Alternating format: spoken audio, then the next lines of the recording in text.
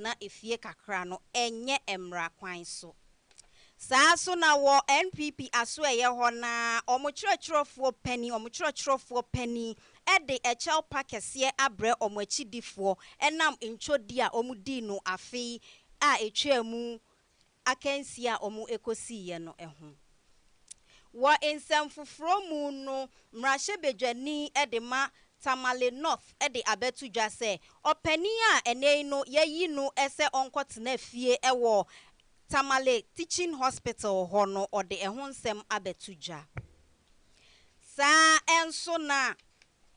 enipa enum ena enenu womu eprepra enamu basabasa ya ekoso ewo denchira eni domia bra adehye no entem. Wei eni ensem ahoduo pi ena yede ebesom wo se ewia prem to bre KASE3BO na metena sise ya na mekai wo se eye adwumakuo bi ena aboa yen aso yasene ama yede KASE3BO yi ebre wo nyumakuo a edidi suoi and the Trustees Network Group. Sa enso na Center for Trade and Center for Trade and a Big Family Multimedia Institute and a afe so no BFM stores aboafoi and a asoya sene na sekese enko emfa emma wo mo menso a matena sena mebeka KASE3BO yi ede amawi midin a megeswa ene abrewaba ya adepa afe KASE3BO no enchiremu enie. NPP amanyokuo no enei no omode ensem bi aba abetuja. Sayebeka ya emre kakra etwemu enie ena enkrofukuo bi etwe krata tenten edekoma aban se womo entwe eye otemuafo paninu na djuma no ensensan omunji ni dibre emfri ni nsem esanse womo susu se de odi ni djuma no enye ne mra kwan so no emfa kwan mu na wei na aban no eye Ghana mampani John Dramani Mahama enso aye ni nhwehwemu ena enra da yiara ono nso ede abetu dwa se maame otemuafo pani maame Gertrude Araba Esaba Saki Tokuno onkona onkotena fie kakra entwen ebra womo ebefre no na wei na NPP amanyokuo no aye enhyiamu omako enhyiamu ena omokyerɛkyerɛfoɔ panin mekyerɛ omo General Secretary ede abetu dwa se okwan a omampani no efa so ede maame adwuma no eje maame adwuma no ede to ho no enye ne mra kwan so okaya ekosi se Ghana eye kabima menkabi amamuo enti se aban no ebefa ekwan a ense emfata so a enye emra kwan so enni aban no amamramu ede atwetwe empanimfuo bi enyuma asensan dia ene na ne enye ne kwan so a eno no sei na okyerɛkyerɛfoɔ pani edema NPP amanyokuo no owura Justin Kodua Frempong ede ne nsɛm no etudwa for the legacy of this country, whereby under the Fourth Republic, an independent organ, the judiciary was attacked to the extent that the Chief Justice of the Republic had been suspended by the sitting president, something that has never happened under this Fourth Republic. And as a party, we are using this medium to show our displeasure about the action of His Excellency John Dramani Mahama. This is not the democracy Ghana wishes for. And as a country that has gone through several elections, there should be progression, not retrogression. The action by His Excellency President Mahama is not just observed, but also repugnant and unconstitutional. More so when we know a petition has been filed at the Supreme Court challenging the very process. At least the president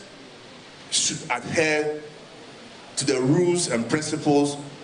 of the law by allowing the due process to follow before he can even carry on with the politically motivated activity. At least the law should speak first. Abusua yadaswa ejina NPP amanyokuo no asweye na ene no NPP amanyokuo no akọ aseda ento abo omo de aseda akoma omo achidifo no se omo bo omo achiridom ewo afia etwamu abato a omo ekoye no na wei na omo kọ wie kasa ni nyina ewo omo headquarters ena opani chirachirafo ne general secretary edema NPP amanyokuo no Ra Justin Kodua Frimpong ejina empanimfo NPP mpanimfo ni nyina enemu ede echelpa a eso ede koma echidifo no se omo pa omo acho bebre omo nimbra omo breye ebra na omo ebo ntoa ewo abato ne ho na echelpa ya ode ma omo ni nyina ene se niema ankoyie na emom no omo di ncho ewo abato ni mu eho chelpa ena Owura Justin Kodua ede ma NPP echidifo no to Ghanaians who were disappointed with us as a party, as a government, because of certain inactions and actions of our party and our government. We have heard you, and as a party, we are reflected on everything that happened during our tenure of office. We know we did our best in terms of infrastructure, in terms of policies, but we didn't get everything right. So to everyone who hears us, who watches us, on behalf of the National Party, we want to say we are sorry for the disappointment that you had. But we can assure you that we have learned our lessons, and the restructuring that is going to happen in our party will make sure that the new patriotic party comes back on the right road, and in 2028, when, by God's grace, you give us a mantle, all the wrongs that were made will be corrected for us to have a better government under the leadership of a flag bearer that we will select. Abusua ye koye nimu no wa ensem foforo mu no enra ya dana eye apomudin suafo Owura Kwabena Minta Akando ekopie mu ewo Tamale Teaching Hospital a ewo Northern Region. Na wei na ene no infoni a etwagu enyina ede kire se akasakasa bi ekoso ewo opani swap opani Minta Akando ene opani fufuro bi entemu na wei na nchirwahye bebre akoso se eye Owura eye opani a oda eye ayaresabia na no aye friend se Dr. Adams Atiku ena one no enya saa enchirewahye no ene akasakasa no na wei ena emrahye bedwamuni ede Matamale North Owura Alhassan Suhuyini ede abetu dwa se omanfo emmo saa ensem no entungu emomo emfa ensusu se eye enchirewahye na ekoso ewo opani a oda ayaresabia no ano ene empomudin suafo no entem no eno na enam so bi ama enei no yakatre opani se onfa ne dibre ento ho enye eno arada na emomu no opani a yehunu no se yehunu no wo enfonini ni mu se na one osoafo yi enya akasakasa no eye ojumayeni a ono nso ye adwuma ewo ayaresabia ho na emomu no enye opani a na oda ayaresabia no ano. How did that situation happen? In his very eloquent, delivery on why the emergency ward, the red zone especially, sometimes get frustrated in dealing with emergencies that come to them, he made a statement I personally considered unfortunate. He talked about the lack of ventilators. He talked about the pressures they go through and the sacrifices that they make, which were very, very beautifully and eloquently, narrated to the minister. But along the line, he said he did not understand why this particular matter, referring to the recent death, was blown out of proportion. Right. That is when I stepped in and I appealed to him not to say that again because of the sensibilities of the families involved. and that he could go ahead to talk about their frustrations and the help that they will need to serve the people better. You are listening to Big Family Radio. Big Family Radio. That one life lost is not enough to be blown out of proportion. I made the point strongly to him that one life lost is enough to be blown out of proportion so that measures will be taken to prevent other lives from being lost. Right. He wouldn't take that from me and insisted that we were not understanding him. And that is where it ended, and we walked away. And nothing has happened to that said doctor. We understand he's a very hardworking doctor. We understand he makes a lot of sacrifices in the course of the discharge of his duties. We appreciate that. And we think that should not, lead him to forget about the sensibilities of the people. But even having said that, we do not expect any disciplinary measures to be taken against him because he was simply being assertive. But perhaps if he had taken our advice not to suggest that the matter is being blown out of proportion, we would not be here. But the decision to dismiss the CEO had nothing absolutely to do with that altercation. The decision to dismiss is entirely different. The decision is entirely different from what happened yesterday. Yetwa KASE3BO no eso amania ene yensa aka ene se basabasa ye bi akoso ewo denchra ene domia bra empotemu ewo enkran anafo mansini mu ewo enkran poponi mantemu eha na ni nyina ene se adehia wo free denchra ene domia bra ene nenu womode abo eni dendenden a enye asem keto ama emu enipa enum ene nenu womu eprepra ama ba kokra de ni pranimu ayeden ama wakopie mu yedena kopie mu ewo kolebu ayaresa bia woji ayarehwe na ni nyina ene se na no brada etwa mui basabasa ye bi ekoso ewo domia bra adwumaefuo bi entem na wei na de chia na eye wuku edai denchirafuo nso a womo nso no mo afa ehyen a womo nam kwan so ekoka soa womo duru domia bra pe ena domi abrafo ise munyina ho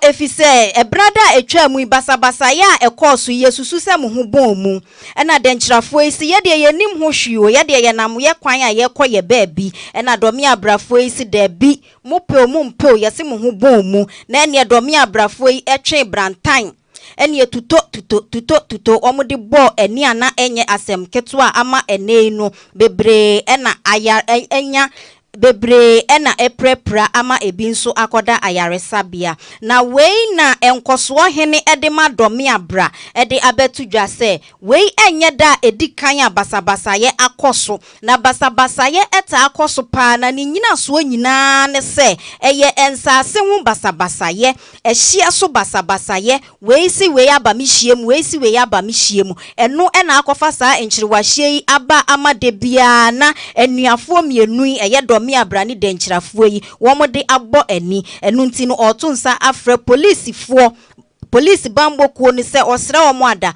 womunye enhwehwemu na yie entuto yie se de beye a ehu ani sura abeda womo so no ebeba fom na ya mpase achale di squad na ba omo ne nkura na ekun kitase kan kontiba ni unye meniema nti akire no musa ko ye omusa ba bi omo ba no fe de etu ni de omo ba ne de omo si free came a obi a mba na wo ho market nim ene unye meniema ni nyina omo tututu direct straight chese enya de kitwa mba no obi adwane ye obi eni ho ogina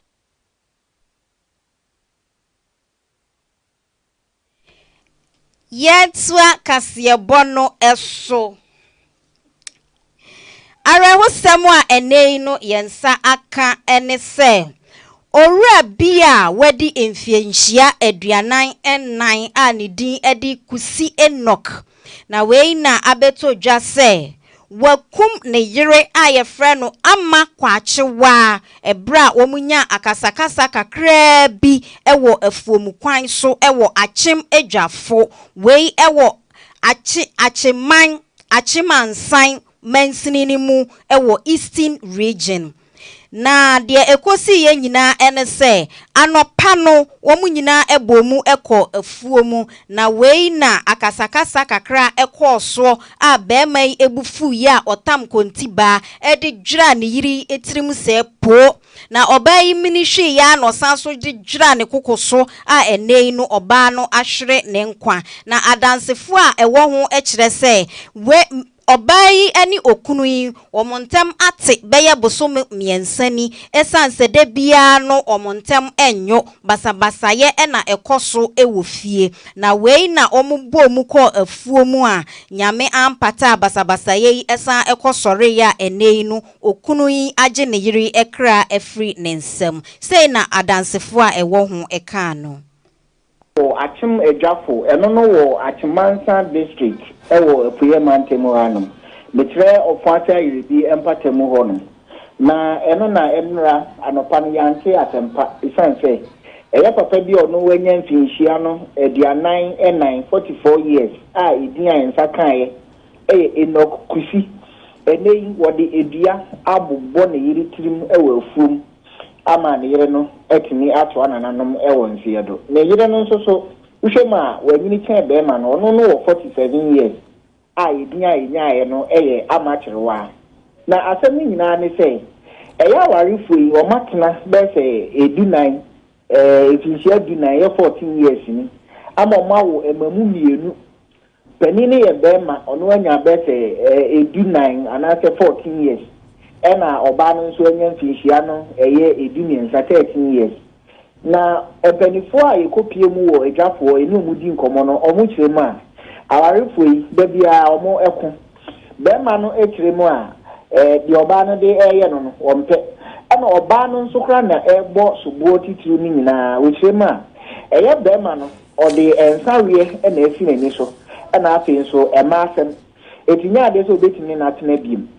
ama one no akụ afemi hu saa ne nso nya ade se obema no nso se obejai oba no ama na kosa se one na tena ache enfie edu 9 die one na bobra ni bebri enya ade se obema oba no akọ onkomro wonkomra asori mpanifo nyina etimi tena afemi so ne nso ankosi aga eti bi obema no ebo ni trimpo ne se ne sa ade a se oba ni to ntimi ne na one met na fi no mo nche ejapade a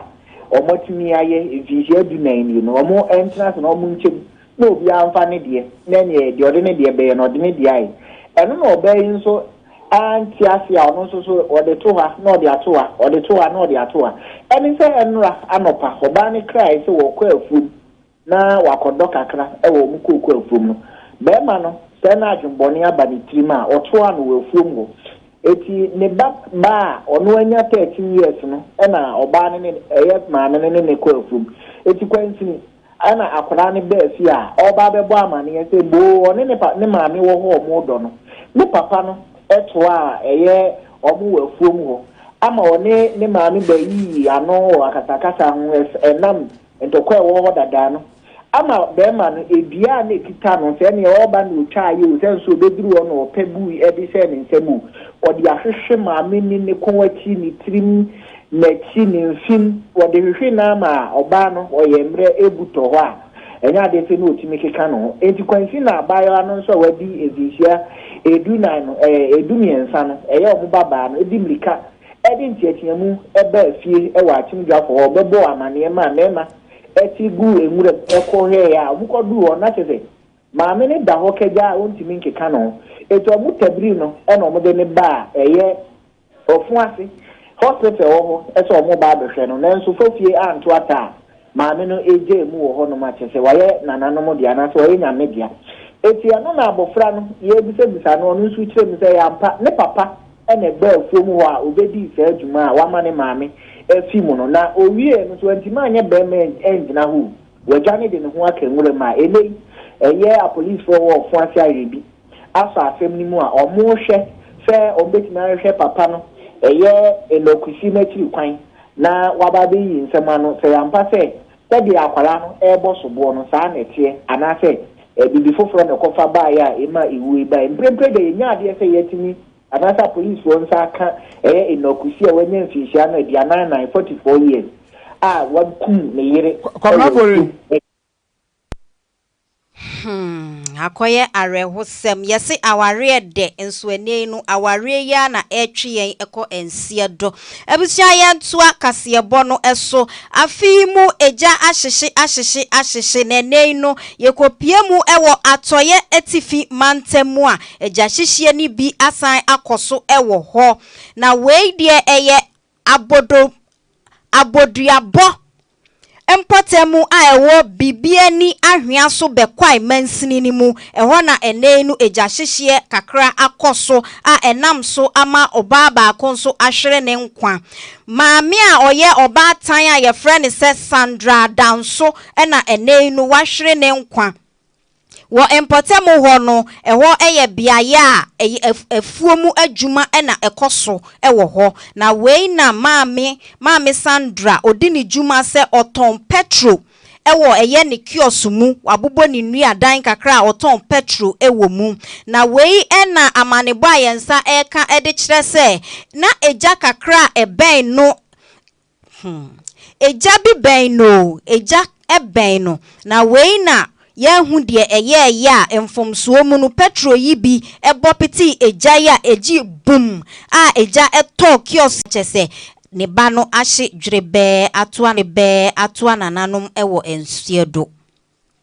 me electrician ma aboduabo nti me bag bo machi a me kwadwo nti meti ane se omo tiatia we nti akire ma adwene kura ba so se bi a light na omo dum no na omo aso no na dey sa problem ne ba ben no na chese enye light no ko mon so te ma me koyi light na wo ho ni nyina afiri ho se de be ya nka power ne ba entimi nyai tietire na wo se ye bowura gya na ejana no ayede eti gya na petro na gas na ahye akwala na cylinder wo ho na petro Sandra Danso papa Abusua eha na ebrebe ma kwan ama yede KASE3BO no esi esanse empanimfo se dodo akonwa yentena so enche na mekoso akai wo se eye aboafo bi ene so yasene ma mede KASE3BO yi ebrewo eye Big Family Multimedia Institute ani Big Family Multimedia Institute to nsafra wo se wo pese wo je enteteye ewo ensentro adwuma mu a bra nebeji entiteye sa enso na BFM stores so se bra owo intade owo makeup accessories owo jade niema ni nyina bi ewo ho o se bra nebeji wo de Trustees Network Group omonso se bra no mombo wudwumadi a wudi hu daro emfa maw na Center for Trade enso efrefre wo se bra asida ediwo enko emfama me entire production team eye eja atakobena maame abna papa bi akosua adepa na afei so ohema Esther menso ametena edwam ekenkan KASE3BO yi edema wo medi amejesua ene abrewaba ya adepa yema munyina mo enitie ene sha yakramo